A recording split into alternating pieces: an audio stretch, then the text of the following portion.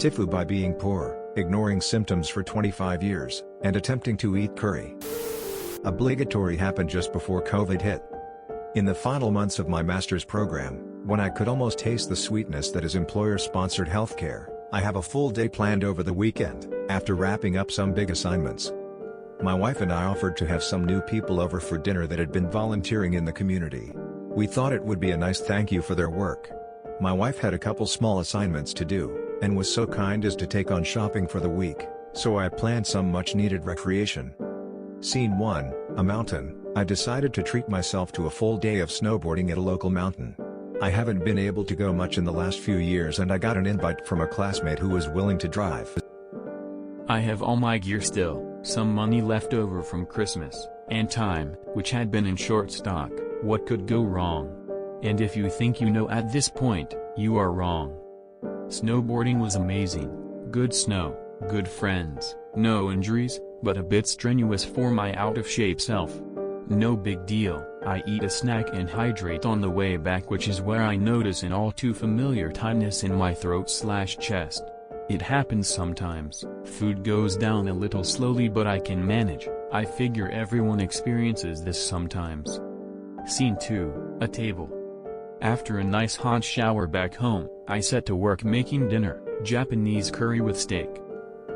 I'm quite proud of my recipe and am looking forward to this hearty dish and maybe a compliment or two from our guests.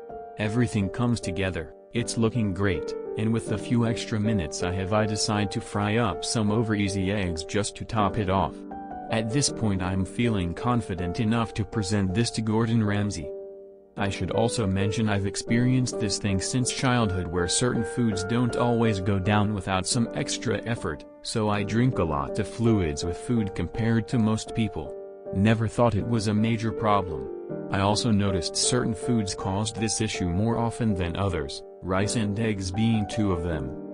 We start dinner, it is delicious. The flavors are magical and the steak is tender. Just as the compliments start rolling in and I'm enjoying a few bites myself, I feel this painful pressure in my chest, to be specific. Low in my esophagus, just below the bottom of the sternum.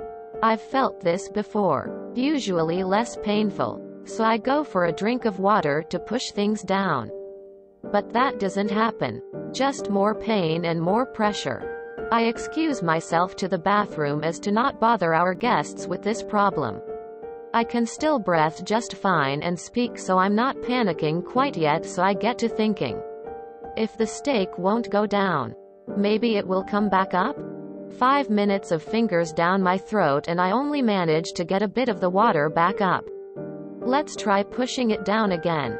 I switch between the two for the next 40 minutes while a room away everyone else eating. That is if the awful sounds coming from the bathroom haven't sickened them yet. I have no luck with this strategy, so I go back out and chat for a minute before they offer to leave. Noticing I am somewhat unwell. After they leave I have a decision to make. Do I try and wait it out and stay awake all night so I don't aspirate on my own spit? Or do I go to the ER for the first time in my 28 years of life? I'm stronger than a piece of steak. Right? Scene 3, a bench. Come to find out it wasn't my decision to make, since I had a very concerned wife. Upon arrival at THR I ask if I can just talk with someone to see if I actually need attention. 'Cause I really don't have money for medical bills. She points at a line next to the desk and says, it costs $325 to cross that line and it goes up from there once you start talking to people. Not seeing any other option I oblige and am given a very expensive bracelet in exchange for an open tab for medical attention. I also downplayed how much pain and discomfort I was in, so for the next 7 hours I watched from a bench as countless people came and went. By the time I'm taken back it is 4:30 in the morning and I am prepared to do whatever it takes to get this thing out. Doc starts with a shot of glucagon to make me nauseous and loosen things up. I'm handed a doggy bag and Doc leaves. I put every bit of mental energy into wanting to throw up, and the best I manage is the most Pathetic of burps. Doc returns, sees the empty doggy bag and schedules me an EGD and another 2-hour wait.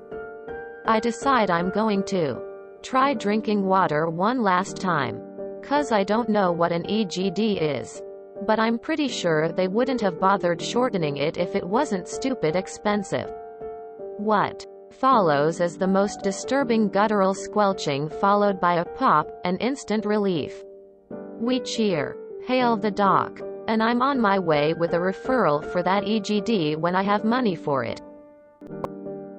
Fortunately for me, the hospital wanted their money and recognized I had none. So they helped me submit an application for state insurance. Turns out we were the type of poor where everything would be covered. Even the follow-up EGD. Turns out I have had an allergy to something. Still unknown. Since childhood, and it exclusively manifests in the lower third of my esophagus. Relatively newer discovery in medicine. Eosinophilic esophagitis. Turns out some simple meds helped pretty rapidly and I've been mostly symptom-free for over a year. Don't put things off, friends. Listen to your bodies and get things checked out. TL. Doctor. Exacerbated an ongoing allergic reaction by snowboarding. Ate curry with steak in it that didn't go down. Spent 8.5 hours in and got a diagnosis soon after. Edit 1. A few people have requested it, so I thought I would share. Here is the Japanese curry recipe: https://imgur.com/gallery/cdzbbv2. It cost me over $100,000 to figure out I had definitely not an easy diagnosis to get. A dozen ER visits were fruitless, but eventually got lucky with a competent gastro specialist, and a biopsy showed huge eosinophil counts in my esophagus, and a differential biopsy 6 months later with 80 mg/day Pepcid, allergic to PPIs, showed high counts as well. Have spent years figuring out everything I am allergic to. Lettuce, tomato, carrot, coffee, broccoli, and pecans are the worst offenders for me, but by no means an exhaustive list. Been putting off getting officially diagnosed with EOE. But I'm about 99% sure I have it. I drink about 10x the amount of water a normal person does when they eat to just help push everything down. Damn, I should really go get diagnosed. It costs $325 to cross that line, and it goes up from there once you start talking to people. I can't believe they said that to you. I sorta appreciate the candor on this side of the stretcher, considering that that person isn't making the rules. But that line read so much like extortion. And it pretty much is. What are you supposed to do? Negotiate a deal while your throat closes up? So fucked up. Holy SHT. Your symptoms mimic my wife's issues. She's been to GI after GI with no answers. This makes total sense. I'm having her schedule an appointment ASAP. It's terrifying for her when it happens. You may have just changed her life with your TIFU. Another EOE diagnosis here. Your first time sounds pretty similar to mine, but without the financial concerns. Let me guess they've got you on a PPI like Nexium or omeprazole and swallowing a corticosteroid. Like Flixotide. It doesn't go away on its own. You're probably in for some lifestyle changes to manage it, like I am. Each slip-up means another trip back to the until it clears with assistance, or they have to knock you out and go in to retrieve the bolus. DM me if you want to talk more. I've been dealing with it 14 years now. What's your allergy? This is why America sucks. Fuck American healthcare. Today I learned 2 things. Apparently I have a much higher pain threshold than I thought. And I have this. I've been in absolute agony over 2 things. Cheese plate and baby spinach. I thought my body was just being weird and dramatic. But I thought that surely heartburn always feels like being shanked in a prison yard. So I should probably just ride it out. I'm fine with cooked spinach. Which is strange. And I eat cheese without pain. Just not. Apparently. Whatever was on the charcuterie board of agony. I've had this same things for a few years now. Learned to live with it, but it gets bad every few months. I still have to drink a ton of water when eating any meal though. Not to take away from your experience, but you gotta post the recipe for that Japanese curry. Dang. That's wild as well as disturbing on so many levels. That you had to go that long to find out what is wrong. I'm a GI nurse practitioner. When you mentioned you were 28 and steak got stuck, I thought to myself, this guy probably has EOE. Then read the rest of the story, haha.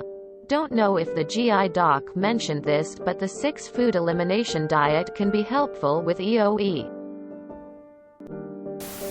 I have EOE too. The whole time reading this I was like, been there, friend.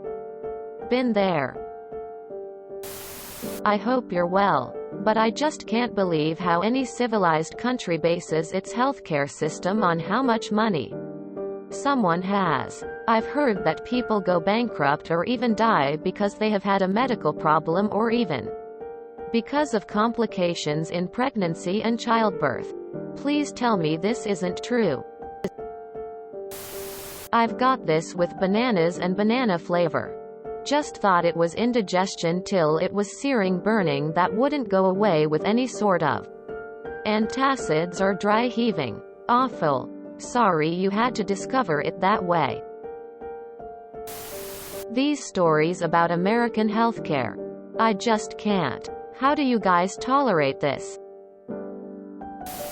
I stay far away from rice and hard-boiled egg yolks for this very reason. Hey, I get that, too. Don't feel too bad. My doctors never figured it out.